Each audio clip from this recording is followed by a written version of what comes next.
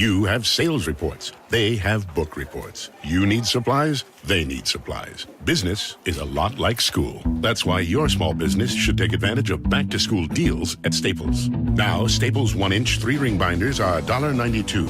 1-subject notebooks are just 25 cents, and 2-pocket poly folders are just 35 cents each. Make back-to-school your business at Staples. In-store only while supplies last. Offer ends 9/1/18, limit 30.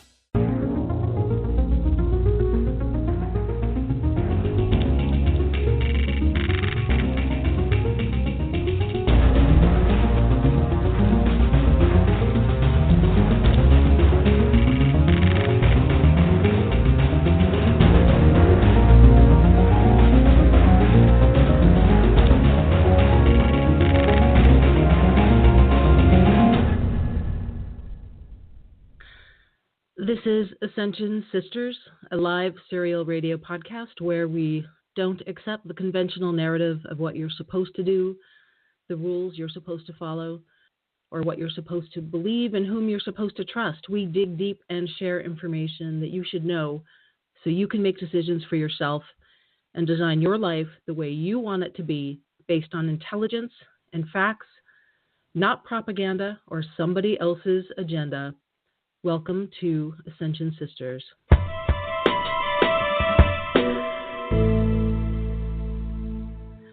I'm your host, Cece Kellie, and I'm here with special guest and whistleblower and my real-life sister, Susanne Helene. Susanne, welcome back, and thanks for being here.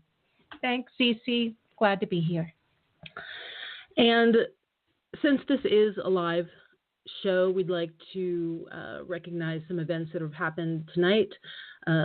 Senator John McCain has passed at 81 of brain cancer, and we're sorry to hear that. And may he rest in peace, and thoughts are definitely with his people.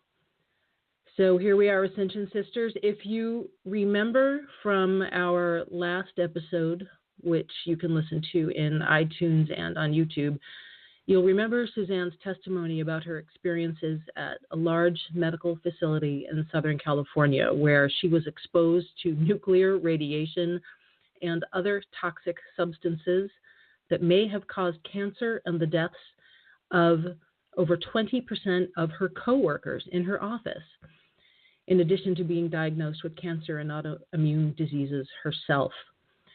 And tonight we're going to take an in-depth look at the history and circumstances surrounding the location of the hospital and medical facility where Suzanne worked, and how the radiation and other cancer-causing contaminants may have gotten there in the first place. And we are going to go through a lot of technical yet fascinating scientific documentary-style technical information, and I hope you enjoy it. It is rather detailed, and Susan's going to add her commentary as well.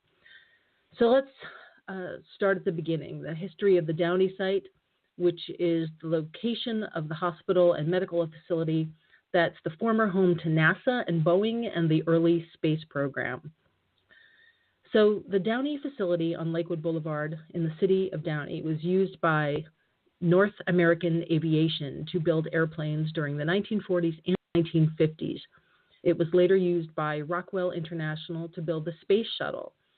In addition to these aerospace operations, a small portion of the Downey facility was also used for nuclear research from about 1948 to 1955.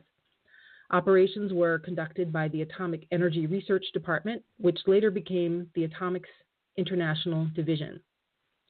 Under an operating contract with the Atomic Energy Commission, North American Aviation operated a 2 MeV Van de Graaff accelerator, which is basically a low-level nuclear reactor at Downey. In addition, the AEC funded a 4-watt water boiler neutron source reactor at the Downey facility as well. Startup for the reactor was in April of 1952, and this small research reactor was moved to Area 4 of the Santa Susana Field Laboratory in 1955. And we're going to be talking about Santa Susana in addition to Downey because they're very closely linked. From the early 1950s to 1964, the Downey facility, remember this is the location of the hospital and medical facility where Suzanne worked.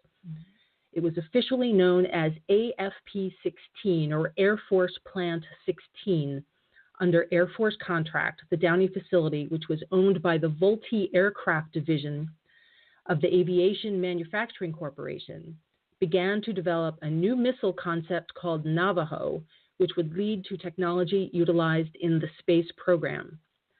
The company was also experimenting with atomic energy, and in 1952, a research reactor was tested and placed into operation in Downey and was the first nuclear reactor built and operated in California. It's 1952. The Downey facility was involved in manufacturing the prototype for the first cruise missiles, the development of the X-15 aircraft, and in 1964, and this is very important, it was transferred to NASA for work on the space program. The NASA facility in Downey was responsible for the Apollo project and the Columbia, Challenger, Discovery, and Atlantis space shuttles. So if we fast forward a little bit, just to give some perspective on all of this, technical information, back in about 2000, USA Today reviewed more than 100,000 pages of declassified federal records and identified more than 300 private companies and properties that apparently were engaged in weapons work on this site that we're talking about, and learned that the Downey site had processed at least 300 uranium slugs slated for use as nuclear reactor fuel in early 1953. So this is crazy. The original nuclear facility was dismantled in 1956 and moved to the Santa Susana Field Laboratory location. And as I said, we're going to be talking about that too. So we have in our possession a copy of the Department of Energy's report dated 1989, which is part of a larger environmental survey of the Santa Susana location, where the material from the Downey NASA Boeing space program site was transported. So you can see these two locations are very linked. So here's what the report concludes. The major preliminary findings of the environmental survey of the Department of Energy activities at the Santa Susana site are as follows. There are approximately 10 areas in Area 4, that's the Santa Susana site, where all the materials from Downey were transferred back in the 50s, allegedly. There are 10 areas where hazardous and or radioactive substances resulting from Department of Energy activities have or may have been disposed or spilled or released. These constitute actual and potential sources of soil and or groundwater contamination. The full nature and extent of contamination is not known. This is 1989. There are at least 3 areas of groundwater contamination at Area 4 that appear to be related to past Department of Energy activities. The contaminants are organics in the parts per billion range. Some of the concentrations exceed the California action levels. Due to an inefficient number of groundwater monitoring wells, the groundwater monitoring program is not capable of accurately determining the direction of the groundwater flow. This is not good news. Or characterizing the nature and extent of groundwater contamination at known and potential source areas and detecting off-site groundwater contamination. So it sounds inconclusive, but it looks like it's trying to cut the site a break, but why wouldn't they? It's in their best interest. So just a few years after this report was released, another report from the Department of Energy came out in April 1991 that states the following specifically about the Downey site. The environmental subteam identified 22 findings related to non-conformance with federal and state of California laws and regulations, Department of Energy orders, and site contractor operation procedures, and 17 findings related to best management practices. Key environmental programmatic findings include inadequate environmental monitoring, inadequate characterization and deficiencies with Department of Energy required environmental plans, and site contractor standard operating procedures.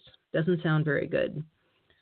The more significant contributing causal factors contributing to the root causes include the lack of or inadequate operating procedures for the site contractors' environmental programs, inadequate training in the requirements of existing environmental laws, regulations, Department of Energy orders, and site contractor standard operating procedures, inadequate allocation of resources, and inadequate reviews and appraisals which did not formally identify many of the assessment findings. They further go on to talk about safety and health, where significant improvements are needed before all activities at the facility can be judged to have achieved an acceptable performance level according to new safety culture stipulated for Department of Energy sites.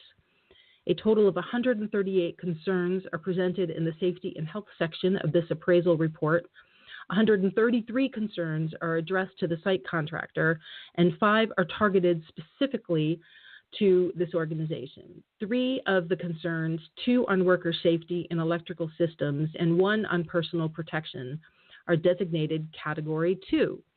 So they go on to define what Category 2 means. A Category 2 concern addresses a substantial noncompliance with Department of Energy orders or a significant risk, a clear and present danger to workers or to members of the public. These key concerns include lack of formal safety programs, insufficient oversight, deficiencies in administrative controls, noncompliance with DOE orders and federal regulations, insufficient oversight, and deficiencies in maintenance, administration, and control. So our research, the Ascension Sisters, shows that no further records were available of the decontamination and decommissioning of the Downey facility itself, let alone a similar study to determine environmental viability or suitability for the construction of a hospital on the site. Now, we find it remarkable that in 1991, we had a bunch of incompetents, basically that's what this report is describing, who weren't deemed equipped to clean up the site, but just 9 years later in 2000, the year 2000, just before the transfer of the land to the city of Downey, where it could be sold to private developers, that Boeing put out a survey that actually said everything was okay and that the land could be used for unrestricted use.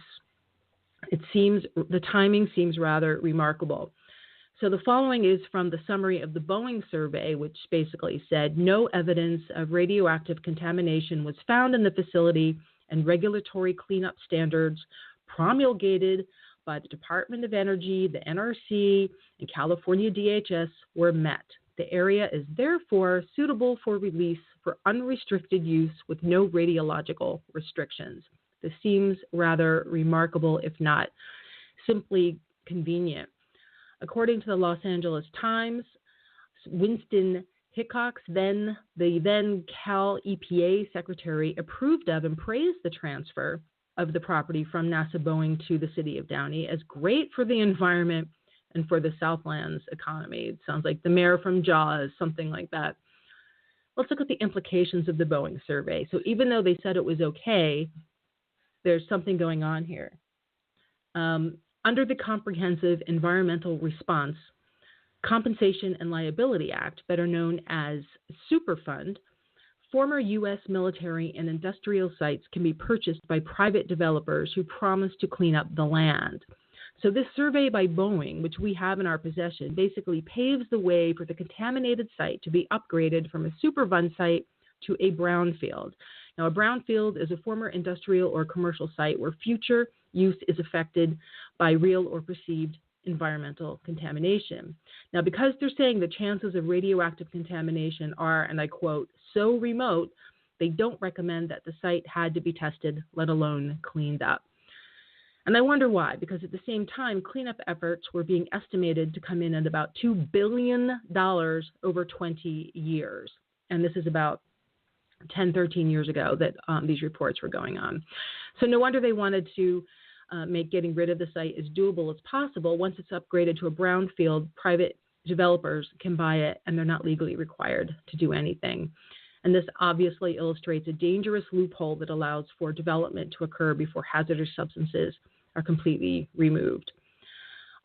Here's something else. On December 4th, 2003, in a nationally precedent-setting agreement, the International Risk Assumption Downey LLC, otherwise known as IRAD, a subsidiary of International Risk Group, was awarded a $20.5 million contract by the city of Downey for the privatization and assumption of the environmental responsibilities of the former National Aeronautics and Space Administration, hey, that's NASA, industrial plant in Downey, California, and that IRAD will indemnify NASA, the United States General Service Administration, the city of Downey, the hospital and medical facility that was built there, and Downey Landing LLC, and other prospective purchasers for claims and costs incurred or asserted as a result of the environmental conditions and remediation at the Downey site. This indemnity includes claims accruing both before and after the property transfer, closing stemming from historical operations, including claims arising as a result of remediation of the properties, and the indemnity will also encompass new, previously unknown conditions and have a term of about 10 years. So, in other words, here we have NASA and Boeing who just wants to sell the land and get out, saying that the site is safe for unrestricted use. And Stuart Lichter, who is the developer who ultimately purchased the land for developing, who ultimately purchased it, he doesn't really have to do anything now in terms of cleaning up the site because Boeing says on paper, hey, there's no reason to do this. So cut to 2002, a voluntary cleanup agreement was entered into by the California Department of Toxic Substances Control and the as yet unnamed medical facility that we're talking about, where Susanne was an employee, to conduct a preliminary endangerment assessment for parcels 2 and 4 of the site. And this is important because these parcels we can actually link to where Susanne and her coworkers were actually located on the site. Results from the assessment indicated that a VOC plume from an off-site source was migrating beneath the proposed hospital complex. And VOC stands for volatile organic compounds, and they get their name from their ability to pass easily from a liquid into a gaseous state. And the potential contaminants of concern here are arsenic, lead, uranium, plutonium, chromium, and trichloroethylene. And what's affected by this is, hey, air, water, soil, basically, everything around us. So essentially, we, the Ascension Sisters, are questioning the wisdom of allowing the privatization of remediation efforts, which removes the responsibility from the government and places it into the hands of developers who just want to start capitalizing on their investment. So we have to ask, should the medical complex be charged with criminal negligence for building a healthcare complex on a toxic site? On September 7, 2000, the Department of Toxic Substances Control Office of Military Facilities faxed a letter to EPA Region 9 Administrator Philip Armstrong about the draft environmental assessment. And it notes how a local water company had detected low-level concentrations of organic solvents, including tetrachloroethylene, which can affect the central nervous system, kidney, liver, and reproductive system. And symptoms manifest themselves as dizziness, headaches, and poor balance, not to mention other fatalities. And I know Susanne had some commentary at this point about some of her coworkers who are affected. Oh, yes, absolutely. And Cece, thank you so much for this report. I'm listening and my eyes are just wide open. And I am thinking of, in fact, today I talked to one of my colleagues and she was telling me about, this is one of our former coworkers, his name was Ivan, and he, we found out, died of cancer. And during the time he worked in our work unit, he had gotten a lot of harassment because he kept, having to go out sick. And one of the things that, really, really made my jaw drop here was some of the symptoms: dizziness, headaches. He had migraines. He had vertigo. He also had some GI issues, and he was dealing with notes left on his desk, harassing him because he was out, saying, "Oh, he's depressed and middle-aged," and it's just really something else, because here's this guy who is a very hard and dedicated worker. And I remember him well. I used to run into him in the grocery store, and he ended up out. And I remember the boss was saying he was faking it, and then quietly, after some months, he dies. And discrediting people, intimidating them. And basically treating people who dedicate their life to like mental health and healthcare, and as we're expendable, that our lives don't matter when it comes down to the profit motives, of these people who have no idea what's going on. I mean, how it's affecting, human beings, human health, and being, intimidated, in all of this by our own management. What's all that? Anyway, it's making my blood boil just even going into it. I know. Thank you for that. And I mean, you have to wonder. It just seems all connected. Here you have, management, a company that is treating people like this. And it's not that we're saying that they know something, or that they're worried that if someone gets sick, are they going to, sue the company because of their illness? Are things going to be uncovered? Are things going to be disclosed? These low-level managers, they probably don't know, but somehow they've been, brainwashed. They've been intimidated themselves, by their higher ups. Don't let this get out of hand. They have quotas to meet, and they have, certain numbers to hit. I know, Susanne, you were telling me that even on your job, you have a dashboard and it lists, who's on a call, who's not on a call, and the supervisors are held accountable for how many calls are taken. Yes, and I want to just, add to your point. I do understand that it's, the role of management to make sure that the operation is running smoothly, and that, the calls are getting answered and people are getting helped. But it's no reason to harass anyone. No. And when it comes down to, people being sick, to try to discredit them.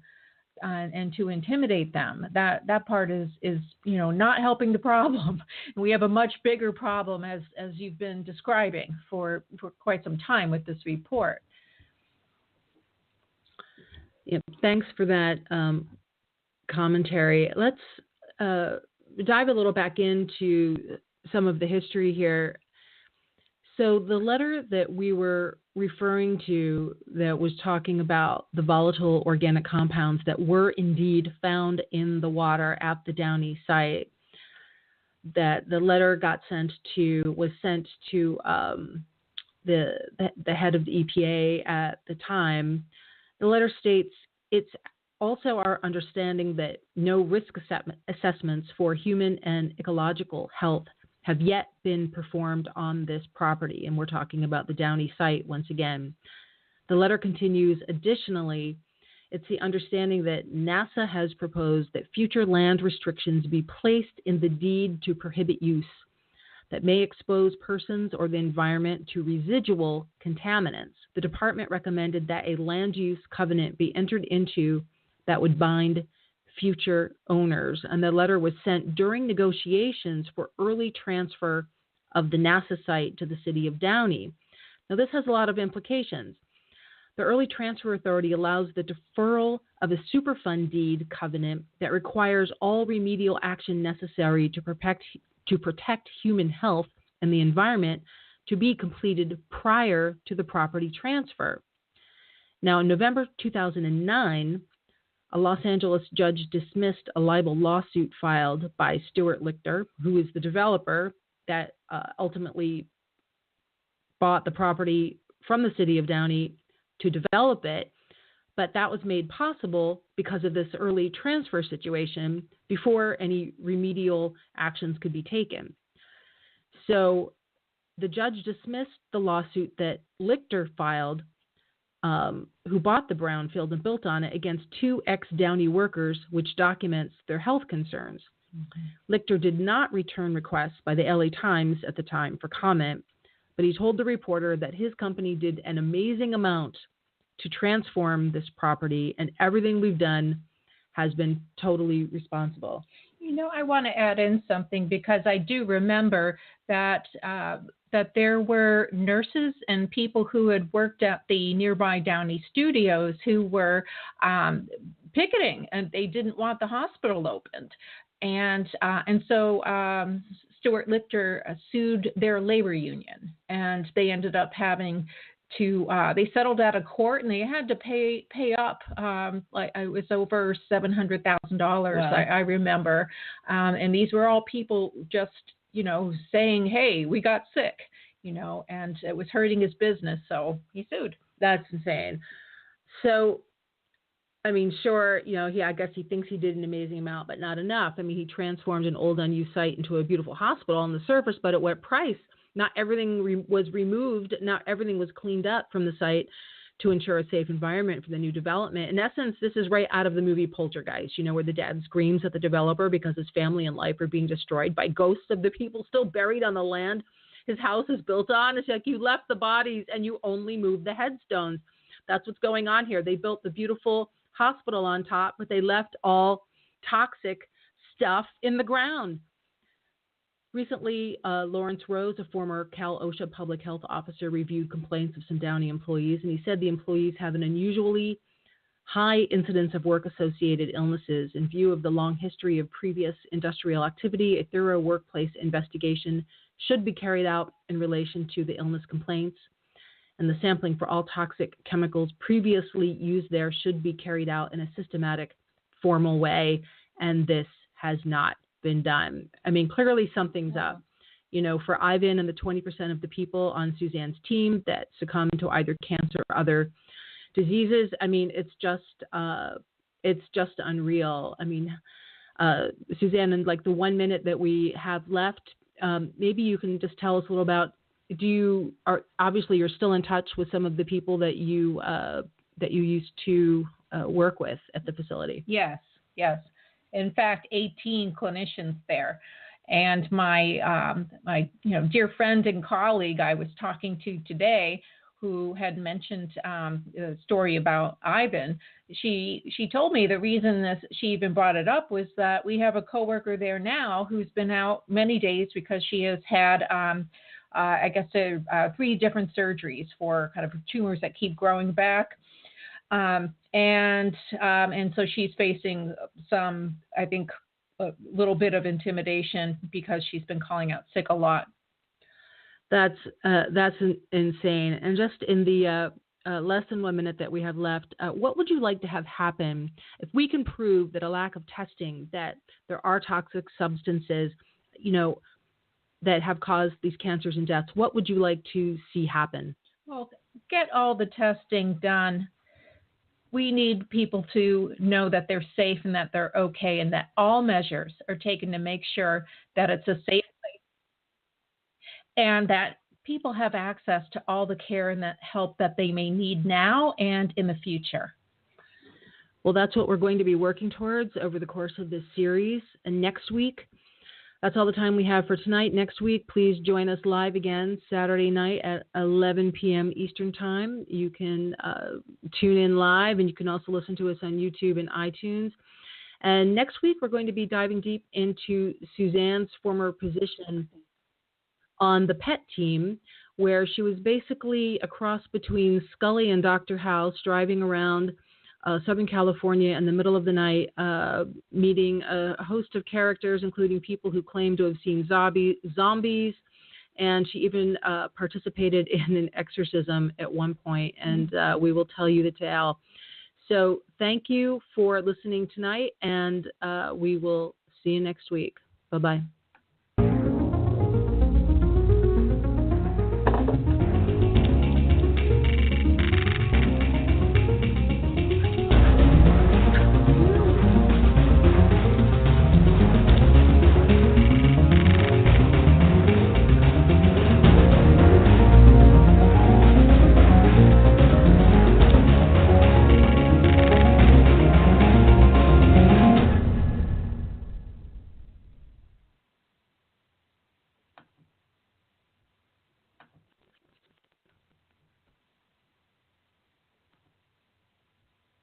Get to Old Navy 2 days only today and tomorrow. Get a full 50% off all Old Navy Active for the family. Shorts, tees, leggings, all Old Navy Active is 50% off at Old Navy and OldNavy.com. Valid 8/25 to 8/26, excludes in-store clearance. Get to Old Navy 2 days only today and tomorrow. Get a full 50% off all Old Navy Active for the family. Shorts, tees, leggings, all Old Navy Active is 50% off at Old Navy and OldNavy.com. Valid 8/25 to 8/26, excludes in-store clearance.